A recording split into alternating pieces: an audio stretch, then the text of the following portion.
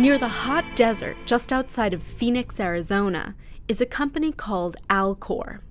Despite the high temperature outside, within, over 100 human bodies are being preserved at very low temperatures. Host David Pogue met with the president and CEO, Max Moore, to learn about the field of cryonics. So who's in this gallery here? These are some of our patients. We call them patients because we don't regard them as dead people. Their idea is that what we call death today is something of an arbitrary line. Really, it's today's doctors giving up and saying, there's nothing more I can do for this person, and I'm letting them go. What we're doing is we're saying, let's not quit there. Let's give the future a chance to bring these patients back. Moore doesn't promise he'll be able to bring any of his patients back, but he thinks the chances are pretty good. Already, we're seeing the field of regenerative medicine just burgeoning. We're already starting to replace organs and grow organ parts. And I think within the next 20 years, you're going to see some amazing developments. So pretty much any organ in the body will be replaceable, either with a biological one grown from your own tissue, or perhaps a synthetic organ. After an Alcor member is declared legally dead, the patient is immediately placed in an ice bath. Then, the Alcor team restores respiration to make sure oxygen continues to flow to the brain until the body is cryopreserved. In fact, certain patients choose to preserve their heads alone.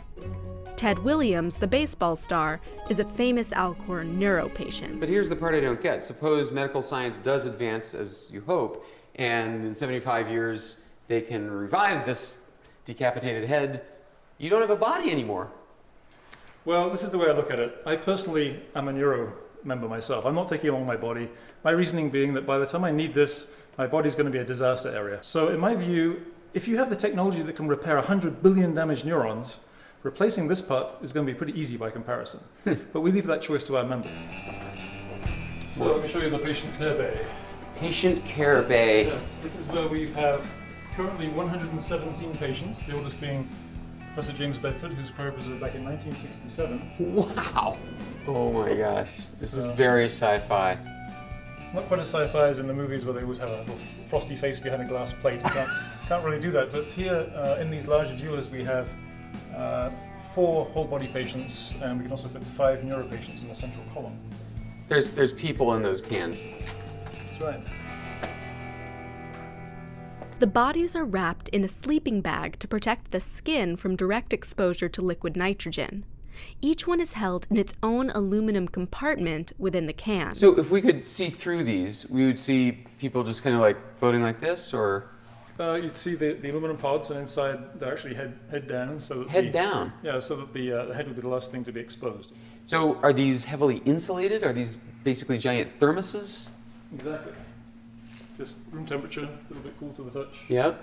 That's not. Inside is extremely cold, minus 196 C, minus 320 Fahrenheit. I mean, you must get some strong reactions from people. You tell them what you do. Especially when they don't really understand it. They think there's some kind of strange, creepy thing where you're freezing people. Why would you do that? But once they understand that really it's an extension of critical care medicine, it's just us picking up at the point where today's medicine gives up on people, it makes a lot more sense. When they see patients in hospitals being taken down 10 degrees C to slow down metabolism while you do brain surgery, it starts to make sense. When they look at the research into organ cryopreservation, the goal being to actually build an organ bank and keep a stock of organs rather than having to match one across the country very rapidly, it starts to make sense. It's certainly speculative, it's certainly not guaranteed, we're not sure if it's going to work, but it's not crazy, it's a shot, it gives you a chance. And as for Max Moore? You would live forever.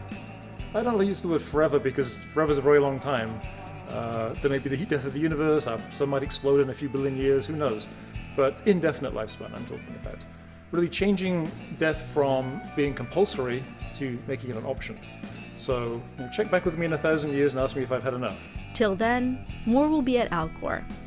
Well, at least his head will.